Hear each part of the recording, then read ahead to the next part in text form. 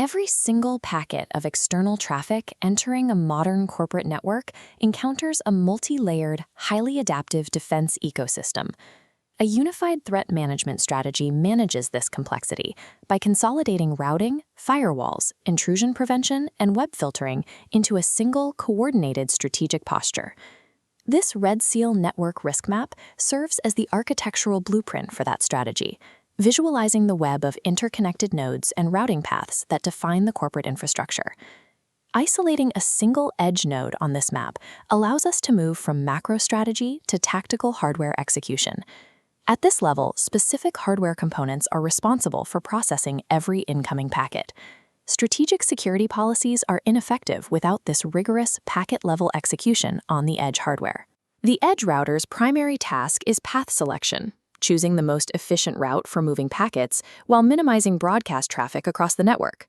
To maintain efficiency, link state routing protocols advertise only topology changes, whereas distance vector protocols require routers to pass their full routing tables to every neighbor.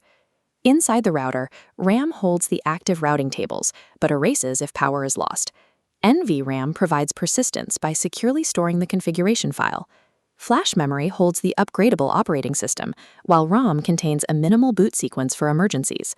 Understanding this memory hierarchy allows security analysts to ensure that critical configurations persist through hardware reboots. Administrators manage these configurations through a command line hierarchy, beginning with user mode, indicated by the bracket prompt, restricted to basic troubleshooting. Escalating to privilege mode, indicated by the #, grants authority to perform full device configuration. From here, an admin enters global configuration mode to affect the entire device, or interface configuration mode to apply rules to a specific physical port.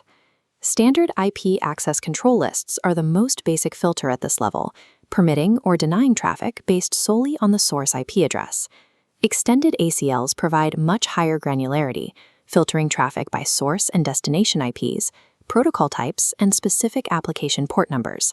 These extended ACLs transform a router from a simple path selection device into the network's first granular packet filter. Firewalls expand on router filtering by controlling both the traffic entering the internal network and the traffic attempting to leave it. The foundational defense is network address translation, or NAT, which maps private internal IP addresses to a public external IP. To scale this, port address translation allows thousands of internal hosts to share a single external IP by differentiating their sessions with unique port numbers. Masking the internal topology through NAT and PAT prevents external reconnaissance from identifying specific internal targets. Legacy stateless packet filters evaluate every packet in isolation, leaving the network vulnerable to IP spoofing and denial of service attacks. Stateful packet inspection addresses these gaps by monitoring the behavior of the entire connection. A state table records session parameters like IP addresses and ports, validating the connection state only after a successful three-way handshake. Because the firewall tracks these sessions, it recognizes and blocks anomalies that routers ignore, like packets arriving out of sequence. Application-aware firewalls inspect traffic even higher in the OSI model, acting as a proxy to validate that the network traffic matches the allowed application protocol. The Cisco Adaptive Security Appliance is a common implementation of this, combining stateful inspection with modular features like intrusion prevention. Modern firewalls determine the legitimacy of a connection by analyzing its context, state, and application intent. Exposing internal services directly to the public internet creates a single point of failure, where a compromised server grants an attacker total internal access.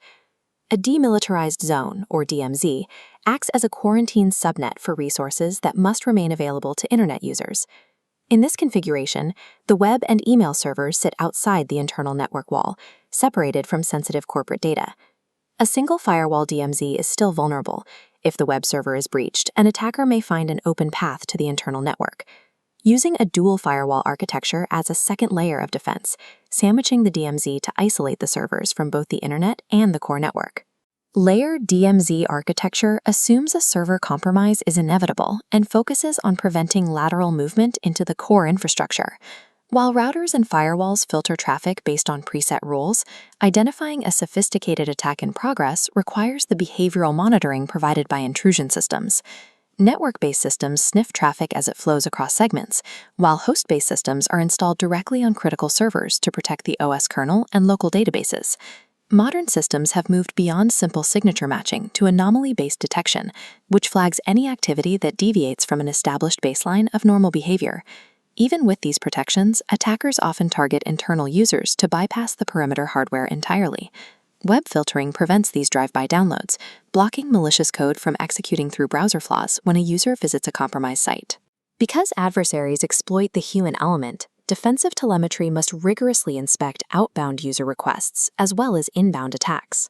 A Security Operations Center, or SOC, is the permanent team responsible for analyzing the artifacts and indicators of compromise left behind by attackers.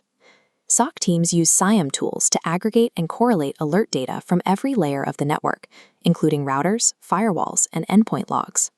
To supplement this passive collection, security teams deploy specialized perimeter computers known as honeypots. Honeypots are intentionally vulnerable machines designed to lure and trap hackers, diverting their attention from legitimate network resources. By stalling an attacker's lateral movement, the honeypots allows the SOC to gather high-fidelity intelligence on new exploit techniques. In this environment, every dropped packet and deception node serves as a telemetry point, providing the Security Operations Center with the continuous situational awareness needed to defend the enterprise.